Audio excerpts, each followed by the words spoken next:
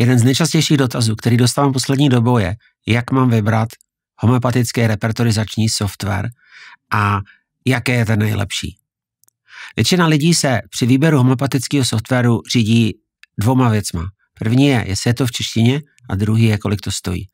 Přestože samozřejmě tyhle ty dvě věci jsou pro většinu lidí hodně důležitý, tak existuje pořád 7 mnohem důležitějších věcí, které podle mého názoru rozhodují o tom, jestli ten homeopatický software, který si pořídíte, bude splňovat to, proč jste si ho vlastně pořídili.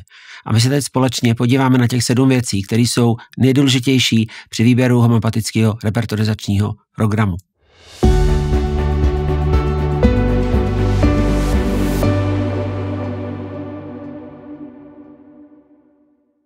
Tak ta první věc, která je velmi důležitá, je, na jakém repertoriu je ten daný software postavený.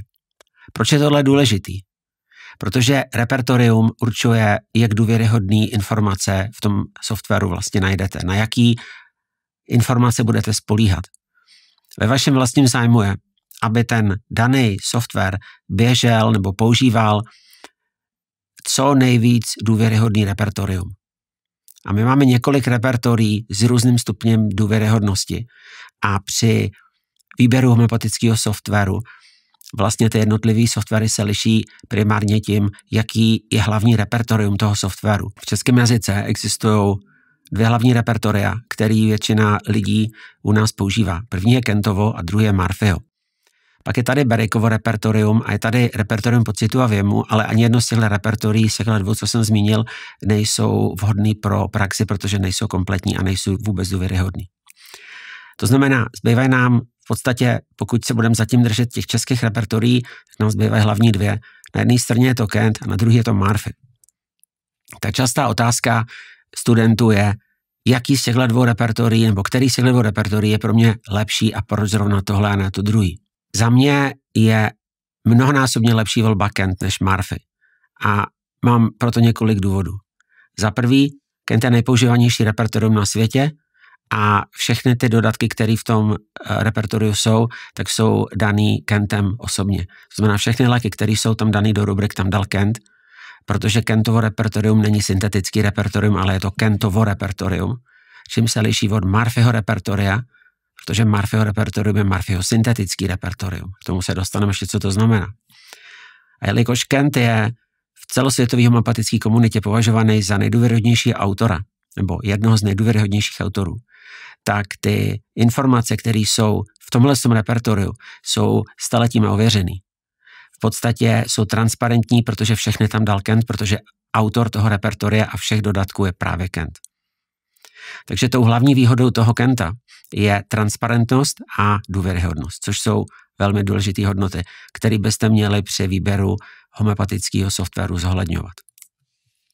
Pokud budete mít repertorium, který není důvěryhodný, ale má třeba větší množství rubrik, tak to není úplně dobrá volba, protože ten hlavní cíl toho repertoria je zúžit vám výběr relevantních léků, který jsou nejpravděpodobnější v tom daném konkrétním případu. A v homeopatii platí jedno důležité pravidlo, čím to repertorium je méně důvěryhodný, tím víc méně důvěryhodných návrhů vám bude poskytovat a naopak, čím více důvěryhodný, tím důvěryhodnější návrhy vám bude poskytovat. Takže v tomhle ohledu je určitě Kent lepší volba než Murphy. Proč Murphy podle mého názoru není důvěryhodný repertorium? Mám proto několik důvodů a jsou následující. Za prvý, všechny syntetické repertoria v podstatě jsou 3 světově, z nichž teda Murphy není světově používaný repertorium, je to jakoby, to možná bude znít hodně radikálně, ale Murphy je fakt jako doména České republiky, ale v podstatě celosvětově já neznám někoho z mých zahraničních kolegů, kdo by kdy používal Murphyho repertorium ve své praxi. A celosvětově jsou víceméně používaný 2 repertoria, nejvíc. První je Kentovo a druhý je Synthesis, tyhle ty 2. Synthesis není bohužel v češtině, je v angličtině, ale každopádně Synthesis je světově nejpoužívanější repertorium. Existuje několik verzí. Jedna, ta nejvíc používaná je Synthesis Essential, což je vlastně Synthesis, která v sobě obsahuje Kenta a k tomu dodatky jenom těch nejdůvěryhodnějších autorů. To znamená, že je to v podstatě taková jakoby expandovaná edice Kenta o novodobější autory, který jsou ale hodně důvěryhodný. Teď ten hlavní důvod, když se vrátíme k tomu Murphymu, proč si myslím, že není vhodný úplně jako pro profesionální praxi, je to, že syntetický repertorium v podstatě znamená, že není jeden autor toho repertoria, respektive není jeden autor všech těch dodatků, který v tom syntetickém repertoriu jsou. Dodatkama myslím tím, že máte rubriku a v té rubrice jsou nějaké léky a dejme tomu 5 léků je od jednoho autora, 2 léky jsou od dalšího autora, 1 lék je od dalšího autora a další 3 léky jsou od dalšího autora. Tohle je syntetický repertorium. Ten autor toho syntetického repertoria v podstatě shromáždí různý zdroje, ať už jsou to kazuistiky nebo různý repertoria, různý materie mediky a snaží se vyzobat prostě co nejkompletnější informace o těch lécích a dát je do toho repertoria. To znamená, že jakoby dochází k syntéze těch informací z různých zdrojů a vlastně do toho syntetického repertoria, proto se jmenuje syntetický, se touhletou syntézou dostanou informace od různých autorů. A tady narážíme na hlavní důležitou vlastnost všech syntetických repertorií, kterou by měli v počítačové podobě mít. A to je takzvaný ozdrojování léků v rubrikách. Co to znamená? To je ta druhá věc, kterou byste se měli řídit. Ozdrojování léků v rubrikách je něco, co Murphy nemá prostě. Jo? A nemá to ani v knižní, ani v elektronické podobě. Ozdrojování léku je naprosto zásadní, ale pro syntetický repertorium, protože vám umožňuje podívat se, kdo tam jaký léky do dané rubriky přidal. Tohle je synthesis v radaru Opus. Vidíte, že tady je spoustu různých písmenek u těch léků, to jsou právě ty odkazy na ty jednotlivé autory. To znamená, že vy, když se dáte nějakou rubriku, když budu, aby to bylo přehlednější a vyberu nějakou menší, tak zkusíme třeba vybrat strach ze tmy, protože o tom už jsme mluvili. Jo, můžeme vybrat třeba strach ze tmy u dětí.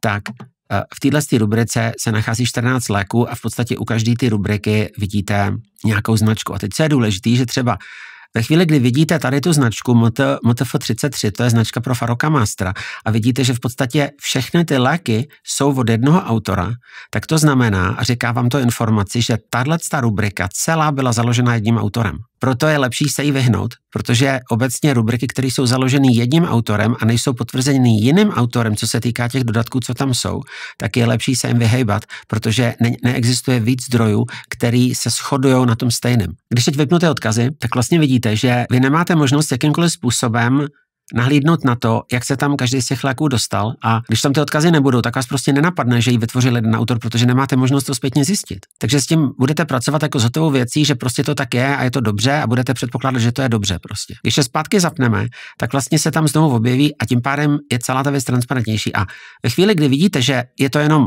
rubrika, kterou založil jeden autor, protože všechny léky jsou tam od jednoho autora, tak je lepší použít tu mateřskou rubriku, což je jenom strach ze tmy. Tam je sice 64 léků, to znamená, že je o dost větší. Na druhou stranu vidíte, že za prvý jsou tady léky ve všech stupních, což značí, že ta rubrika je takzvaně vyvážena. A zároveň, to znamená, vidíte tady léky černý, což jsou v jedničkách, vidíte modrý, ty jsou ve dvojkách, a pak tady vidíte červený, ty jsou ve trojkách kapitálkama, a pak je tady červený potržený, té ve čtyřkách. Takže jsou tady vlastně ve všech stupních. Jo? Synthesis používá 4 stupně s tím, že ta 4 je úplně výjimečná. Jo? Nepracuje se 4 běžně, fakt jako, když je to 4. stupeň, tak je to něco úplně extrémního. Proto taky stramonium tady je tak výrazný, protože pro stramonium je tenhle symptom klíčový. No a teď, když tam vidíte tyhle dodatky, tak vidíte, že tady v té rubrice, na rozdíl od té předchozí, která se týkala pouze dětí, tak tady máte různý autory. Jo? Máte tady třeba u karcinozinu, tady máte Fubestra, Gojkence, Morrisna, Farocka Mastera a tak dál. A pak tady máte dalších x autorů u Lycopodia, máte tady Elena, Berikovu materii mediku, máte tady Kentovo repertorium, máte tady Tylerovou Drug Pictures, je tam prostě hodně odkazů a hodně autorů. To znamená, že vy podle tohohle poznáte, tahle ta rubrika je vyvážená, tahle rubrika je prostě dobrá, je dobře ozdrojovaná, je tam víc autorů a tak dál, a v tu chvíli víte, že s ním můžete pracovat. Zároveň nejenom, že víte, že můžete pracovat s tou rubrikou, ale zároveň víte, jak moc máte věřit těm lékům. Takže třeba Cikuta, která tady je jenom od Andreho Zejna, což je výborný homeopat, ale jenom on jeden jedinej jí jsem přidal, ale žádný jiný důvěryhodný autor sem cikutu nedal, nebo se na ní neshoduje s tímhletím autorem, tak budete velmi opatrný s cikutou v této rubrice. Zvlášť pokud ten symptom nedohledáte v žádný materii medice. Jo? Zatímco třeba, když budete uvažovat v tom daném případu o lykopodiu a kouknete se, kolik tady je důvěryhodných autorů, tak vidíte, že je tady Tylerová, že je tady Kent, že je tady Bericková materie medica, že je tady Allen, což jsou velmi důvěryhodný zdroje. A díky tomu vy vlastně budete schopný říci, tyjo, lykopodium je fakt hodně dobrý, nebo je hodně dobře ozdrojovaný, co se týká tohohle symptomu, a potom půjdete do materie mediky, kde samozřejmě ten strach potvrdíte, protože strach ze tmy je jeden z důležitých strachů lykopody a tak dále. A vlastně v tu chvíli víte, že téhle informaci prostě můžete věřit. Tohle všechno vlastně nemůžete zjistit, pokud tam nejsou tyhle odkazy na ty autory. A to je naprosto klíčová věc, kterou prostě pro praxi dennodenně používáme, a bez ní já si osobně nedokážu vůbec představit pracovat s repertoriem. Absolutně. Jo? To repertorium je jenom v podstatě bez tohodle hromada informací, které nejsou ozdrojované, to znamená, já nemám žádnou možnost ověřit si, co z toho je pravda a co ne. Teď další důležitá věc, která je rozhodující nebo pro mě velmi důležitá při výběru homeopatického softwaru, jsou takzvané cross-reference. Cross-reference jsou v podstatě odkazy na rubriky s podobným významem. Představte si, že máte radar Opus a řekněme, že nejste úplně zběhlí v homeopatické angličtině. Máte pacienta a to dítě je neposlušný. Jo? Tak se podíváte do slovníku, dáte si do slovníku neposlušný, jak chcete vědět, tak se to řekne anglicky a zjistíte, že tam je spoustu různých slovíček, který prostě jsou tam použitý. Ale jedno z takových nejčastějších, který se používají, tak je disobedience. A vy si zadáte mind, což je mysl, a disobedience, a podíváte se do této rubriky. Tady jsou rubriky, tyhle modrý s těma šipkama, který vlastně jsou těma cross-referencema. Jo, pokračují tady ještě na té druhé straně. A tohle to jsou vlastně rubriky, které nejsou to stejný jako tahle rubrika, ale jsou si významově velmi blízko. A vy potom nejenom, že se tím učíte tu homeopatickou angličtinu ve vztahu k tomu repertoriu, což vám do budoucna umožňuje velmi rychlou adaptaci na to daný repertorium, protože spousta lidí se bojí anglického repertoria úplně zbytečně, protože vůbec neví o existenci těchto pomocníků, těch cross-referencí, které vám velmi rychle umožňují se zorientovat v tom repertoriu. A máte tady různý anglický pojmy, který vlastně nějakým způsobem významově souvisí s neposlušností, takže jsou tady děti, kteří jsou tvrdohlaví, nebo jsou tady děti, kteří jsou hádaví, nebo jsou tady děti, kteří odporujou, nebo děti, kteří jsou vzdorovitý, jo, defiant vzdorovitý a tak dále. A vy v podstatě vy si třeba řeknete, no, vzdorovitost je lepší jakoby slovo pro tohle dítě, a kouknete se do téhle rubriky, která je menší a tím pádem je víc specifičtější, a hned tato rubrika vám může pomoct v tom, že rychle identifikujete třeba ten lék nebo nějakou skupinu léků, kterou vlastně zvažujete pro ten daný případ. Další důležitá věc je možnost dělat takzvanou eliminační repertorizaci. To znamená, ten software by měl umožňovat označení jedné nebo více rubrik jako eliminačních rubrik. Co tohle znamená, proč je to dobrý? Tohle je můj nedávný případ, jedná se o pacientku, která trpí generalizovanou úzkostnou poruchou, a ona dostala sérii léků a dlouhodobě se vyvíjí velmi dobře, ale teď před měsícem a půl nebo před 2 měsícema vlastně začala relapsovat. Nejednalo se o úplný relaps, ale jednalo se o to, že v podstatě po určitý události, co dostala nějakou alergickou reakci, tak se u ní vlastně zhoršil ten její celkový stav. A tady je 7 symptomů. Vlastně to hlavní, co se zhoršilo, je, že vlastně se jí objevil konstantní strach z bezprostředně hrozící smrti, což je tahleta rubrika, a k tomu se jí objevila výrazná konstrikce na hrudníku. Jo? A tyhle 2 symptomy byly doprovázeny velmi silným strachem z udušení. Teď vy, když se podíváte, kdybyste neznali materii mediku, když znáte materii mediku, tak ten lék budete vědět poměrně rychle, nicméně pokud ne, a opravdu to repertorium používáte tak, aby vám pomohlo jakoby najít lék, a to i lék, který potenciálně neznáte, tak si musíte v první řadě uvědomit, který ty symptomy v tom daném případě jsou vlastně ty nejvíc individualizující a ty takzvaně nejsvrchnější. To znamená ty, které jsou nejvíc intenzivní a ty, které jsou nejvíc zvláštní. A teď já jsem si řekl, že prostě ten lék musí mít tyhle ty 3 věci a musí je mít zároveň. Jo? Ta třetí věc, ta konstrikce na hrudníku je něco, co je důležitý, ale nám to moc nepomůže, protože vidíte, že v té rubrice je 246 léků, což znamená, že když ji označíme jako eliminační, tak nám to k ničemu nebude, protože je to největší rubrika v té repertorizaci. Jo? Takže ideální je kouknout se nejdřív na léky, který vlastně korespondují s těma menšíma rubrikama, které jsou zároveň velmi důležitý. A teď co se stane? Koukněte se, co stane tady s těma lékama, s tím pořadím. Když udělám to, že označím ty obě rubriky jako eliminační. Jo? A když se tohle stane, tak v podstatě najednou ta repertorizace se úplně totálně změní a najednou vlastně tady mám jenom 13 léků, který splňují ty kritéria, že prochází těma 2 rubrikama. Tady vidíte, že jsou některý prázdný a možná vám to nejde na mysl, proč tady jsou prázdný a zároveň tam zůstaly. To je proto, že já tady mám nastavený ještě filtr, což je jakoby jiná funkce. A kdybych tam dal vlastně to repertorium bez filtru, tak tady budou všechny ty rubriky, jo? Nebo ty léky budou obsazeny v těch rubrikách. Tím, co já tady mám vytulka z filtr, což vlastně znamená, že to repertorium zobrazuje jenom léky, které jakoby schvaluje George.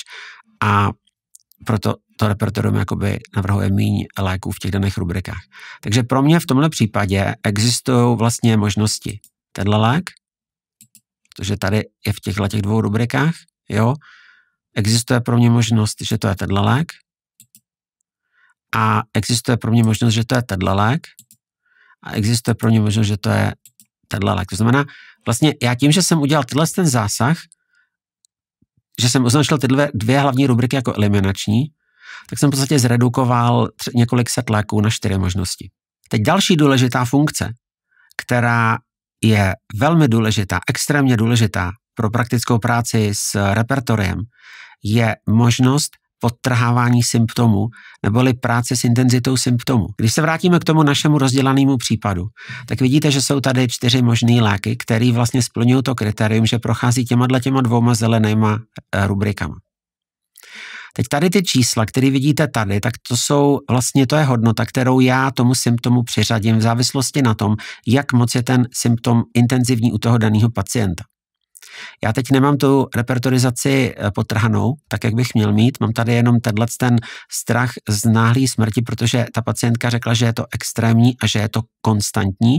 Ve chvíli, kdy ten symptom je vlastně velmi frekventovaný a zároveň je velmi intenzivní, tak často tak by měl být 3krát podtržený. Pokud je buď hodně častý, ale není intenzivní, nebo na druhou stranu je velmi intenzivní, ale není častý, tak je 2krát podtržený. Pokud není ani častý, ani intenzivní, pak je 1 podtržený. To jsou jednoduché pravidla pro podtrhávání symptomů. A teď ten symptom strach z udušení je velmi intenzivní u té pacientky, zejména ve vazbě na ty úzkosti a na ty strachy. To znamená, určitě bychom měl podtrhnout minimálně 2krát, ale spíš 3krát, jo? Vidíte, že když to udělám, jo, tak to má vliv na to pořadí. Vidíte?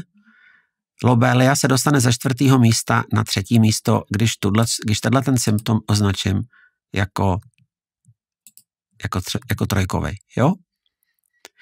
A v tuhle chvíli v podstatě, přestože je tady amonium carbonicum, který sice splňuje kritérium, že je v obou rubrikách, tak na druhou stranu je velmi málo pravděpodobný, protože tyhle ty symptomy u něj jsou pouze 1 podtržený, zatímco u mý pacientky jsou 3krát podtržený. A co já potřebuju je najít lék, který nejenom, že je bude oba mít, ale bude je mít stejně intenzivní nebo velmi intenzivní.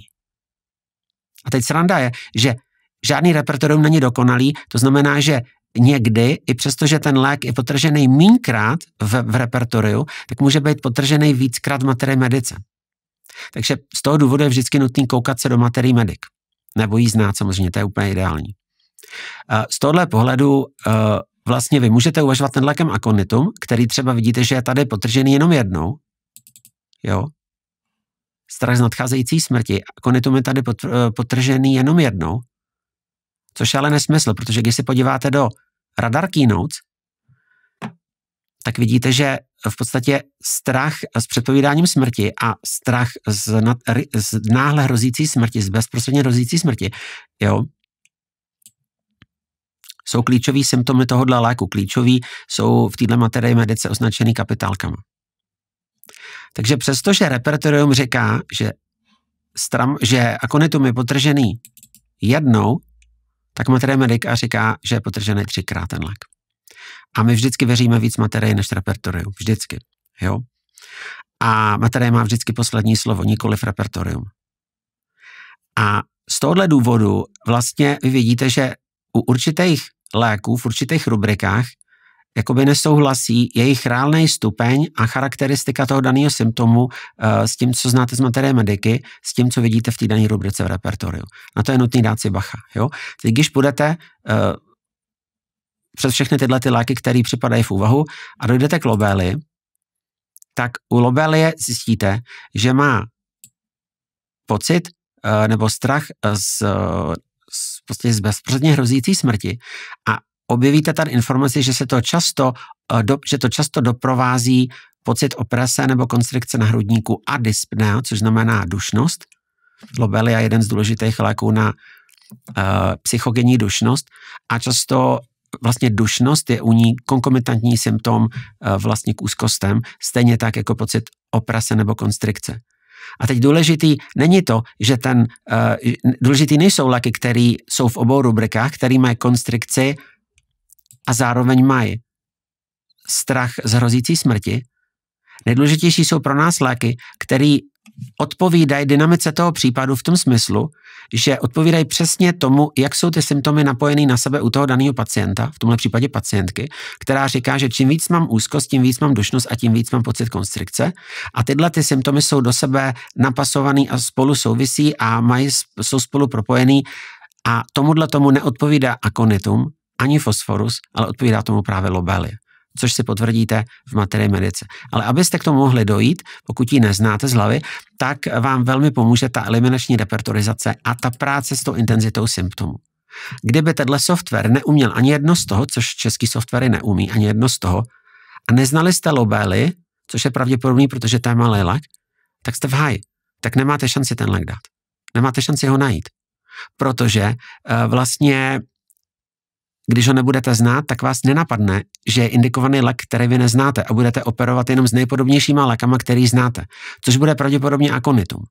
A dáte ho, ale akonitum je v tomhle případě kontraindikovaný, protože ona říká, že má pocit, že má strach z té smrti konstantně celý den, což kontraindikuje akonitum, u kterého ty strachy přichází v návalech a mezi těma jednotlivými epizodama těch strachů ten pacient je beze strachu, nemá úzkosti. To je velmi charakteristický znak akonita, který je úplně v obráceně tady u té pacientky. Tady vidíte, že tyhle jednoduché funkce, které vlastně jsou důvodem, proč my si kupujeme počítačové programy, protože kdybychom tohle měli dělat v ruce, tak nad tím strávíme týden, tak jsou vlastně velmi praktický a jsou nutný k tomu, aby jsme využili potenciál té počítačové repertorizace. Že ve chvíli, kdyby jsme měli software, který neumí práci s symptomama a neumí práci s eliminačníma rubrikama, tak vlastně k čemu nám je ten software dobrý? K tomu, že nám se řadí léky? OK, to je pravda, ale to je nám víceméně k ničemu, pokud ten software neumí tyhle věci. Ta další věc, která nám může hodně pomoct, hodně usnadnit práci, zejména když přepínáme mezi repertoriem a materiemi, medikama a tak dále, tak jsou knihy nebo homeopatické zdroje v elektronické podobě jako součást toho softwaru. Tohle je fakt důležitá věc a není to jakoby úplně to hlavní, na co já koukám, protože v současné době většina těch knížek, které vlastně jsou důvěryhodný materie mediky, jako je Kent, jako je Lippe, jako je Allen, jako je Clark, Berwick a tak dál, tak jsou minimálně v angličtině na internetu zdarma online, nejsou licencovaný, už to znamená, můžete se do nich koukat, nemusíte se ani kupovat, jo, a nemá smysl se je tisknout, protože ta elektronická podoba vám nabízí možnost vyhledávat v nich online a tak dál a tak dál. A teď spíš myslím zdroje třeba, který pro vás můžou být hodně užitečný, tak jsou kazuistiky. Jo, případy vylečený případy daným lékem. A tohle je něco, co vám může hodně pomoct, třeba když použijete nějaký malý lék nebo se chystáte použít nějaký malý lék u pacienta, který trpí nějakou chorobou a všechno ukazuje, že ten lék je indikovaný, ale vy jste ho nikdy předtím ještě nedali. Nemáte s ním žádné zkušenosti a chtěli byste se podívat do nějaký světové databáze, jestli nějaký jiný autoři ho použili a s jakýma výsledkama u pacientů, kteří mají stejnou chorobu jako ten váš pacient. A tohle je super jakoby důležitá funkce, nebo je to super užitečná funkce, kterou když máte k dispozici, tak samozřejmě vám výrazně jakoby zjednoduší a urychlí práci, protože třeba Radar používá knihovnu v té plné verzi vlastně několika stovek vydání homeopatických časopisů, který vycházely před 100 a více lety a jsou naskenovaný a jde tam full textově vyhledávat a tak dál. A stačí, když třeba, nevím, chcete podat, tuberkulínum u případu ulcerozní kolitidy, ale nikdy jste neslyšeli, že by tuberkulínum bylo u takovýhle choroby podaný, nebo u pacienta s takovou chorobou podaný. Všechno ukazuje na tuberkulínum, jsou tam klíčové symptomy a tak dále, ale přece jenom kdybyste viděli aspoň 1, 2, 3 případy, kde bylo s úspěchem použitý, tak by vám to dalo trochu víc jistoty do toho léku. No a když ten program vám umožňuje jednoduché vyhledávání tohoto typu, to znamená třeba, zadáte si tuberkulínum a do jednoho okýnka, do druhého si zadáte třeba ulcerozní kolitida nebo kolitida, dáte enter a vyplivne vám to všechny odkazy na tuberkulín, kde se kombinuje tuberkulínum s ulcerozní kolitidou. Vyplivne vám to všechny materie mediky, které máte v té knihovně, všechny kazuistiky, všechny provingy, prostě všecko prostě, jo. Tohle je důležitá funkce. Není úplně nezbytná, protože když ten lék je prostě dobře indikovaný, tak nemusíte tuhle informaci vědět, ale samozřejmě, pokud berete ten software zároveň jako výukový program, tak vám tyhle kazuistiky, které byste v papírové podobě v podstatě neměli šanci najít, protože ty papírové časopisy už dávno neexistují, tak vám umožňují výrazně jakoby rychleji nabývat zkušenosti jiných homeopatů, který už třeba nežijou, ale měli s tím daným lékem tuhle podobnou zkušenost, nebo udělali ji před váma.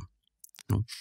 Znamená, obecně ta homeopatická knihovna těch materiálů nad rámec těch knih, které jsou k dispozici zdarma na netu, jako je Kent, jako je Berwick, jako prostě Allen, Clark a tak dál, tak tohle jsou věci, které v podstatě nepotřebujete za ně platit v softwaru, jo, protože pokud nějaký software nabízí, že tam je, Allen a Clark a Kent a tohleto, no tak za to nemusíte platit, protože to prostě je zadarmo na internetu, sice v angličtině, ale můžete si to dát do překladače a v podstatě víceméně máte to stejný, jako byste za to platili, ale neplatíte za to, máte to prostě zadarmo, jo. OK. Poslední věc je vyhledávání obecně. Vyhledávací funkce v tom softwaru jsou něco, co já osobně používám hodně často. Chcete se podívat, jestli, medorinum, v jakých rubrikách je medorinum, kde se zároveň vyskytuje slovo třeba, chlad, v jakých rubrikách, které obsahují slovo chlad, se objevuje medorinum. Nebo jaký rubriky, kde se kombinují tyhle 3 slova, se objevuje tuberkulínum. Jo, a tak dál, a tak dál. Znamená, to vyhledávání je v podstatě takovou poslední věcí, kterou víceméně ale mají všechny softwary, český, anglický, jakýkoliv, takže v tomhle asi není žádný rozdíl. Co se týká samozřejmě těch 2 hlavních věcí, podle kterých často posuzujeme ten software, jak je to drahý a jestli je to český, tak já bych úplně jakoby se ty angličtiny nebál, protože já osobně jsem udělal tu zkušenost, že jsem to furt oddaloval a bál jsem se toho a tak dále a víceméně mý studenti udělali nedávno podobnou zkušenost, protože v ročníku pár lidí, kteří se fakt hodně báli angličtiny, ale nakonec se do toho nějak jako dokopali a teď jako říkají, že škoda, že to neudělali dávno, protože právě v důsledku těch cross-referencí třeba v Radaru a taky k tomu, že tam je, že ty repertoře prostě mají omezenou slovní zásobu, že ty slova se hodně opakují a tak dále, tak jako proniknout do toho repertoře je otázka týdnů, ne měsíců, někde i dnů a s nějakým elektronickým slovníkem prostě za pár dnů, za pár týdnů prostě v tom vyhledáváte úplně bez problémů, protože můžete vyhledávat podle částí slov a klíčových slov a tak dále. Takže tohle to není až takový problém. Samozřejmě cena. Co se týká ceny, tak v podstatě ty softwary, třeba český softwary a Radar jsou velmi podobný. Ta cena tam není nějak extra odlišná, ale třeba fakt anglický softwary na rozdíl od těch českých nabízí tyhle ty funkce, které v těch českých prostě vůbec nenajdete a je to škoda, protože prostě ten software prostě nenabízí všechno, co vám ta počítačová repertorizace může dát. Jo? Já to jako chápu, že ta cena je vysoká, protože jsme prostě menší trh, než když udělá nějaká prostě firma anglický software a má celý svět, kam to může prodat. Zatímco ta firma česká to musí prostě zaplatit ten překlad, který je strašně drahý a tak dále. Ale když se budu bavit teď jenom z čistě uživatelského hlediska, tak si myslím, že fakt stojí za to si pořídit ten anglický software, protože ať už je to Radar nebo Vytulkas Kompas, tyhle ty dva asi nejvíc, který já jakoby doporučuji. Každý z nich má svý výhody, svý nevýhody samozřejmě. Jo, třeba Vytulkas Kompas nemá ještě implementovanou funkci ty eliminační repertorizace, ale má velmi, velmi sofistikovaný algoritmus, který tomu homeopatovi pomáhá vlastně jakoby pracovat s těma symptomy. Takže v tomhle smyslu je to jakoby plus pro Vytulkas Kompas. Podobný algoritmus má i Radar, ale ne tak sofistikovaný jako Vytulkas Kompas. Nicméně já nedoporučuji dělat s takovýhlema algoritmama, protože to samozřejmě způsobuje, že ten homeopat spolíhá víc na počítač než na svý znalosti, což je vždycky chyba, protože ten homeopat se tímhle s tím jakoby nenaučí tolik, jako když prostě to dělá ručo, prostě nemyslím ručo na papíře, ale když prostě přemýšlí a namáhá si ty mozkové závity, jak s těma symptomama pracuje. Navíc platí pravidlo jednoduchý v jakýkoliv repertorizaci, pamatujte na to, když dáte blbý symptomy do repertoria, tak to repertorium vám zpátky dá blbý léky, takže to repertorium nikdy za vás ten lék nenajde, pokud vy nevyberete správný symptomy. Je to jenom prostě pomocník, je to dobrý sluha, ale je to velmi zlej pán. Takže takhle je nutný se na to repertorium koukat. Tak jo, doufám, že vám to pomohlo a těším se někdy příště. Čau, čau.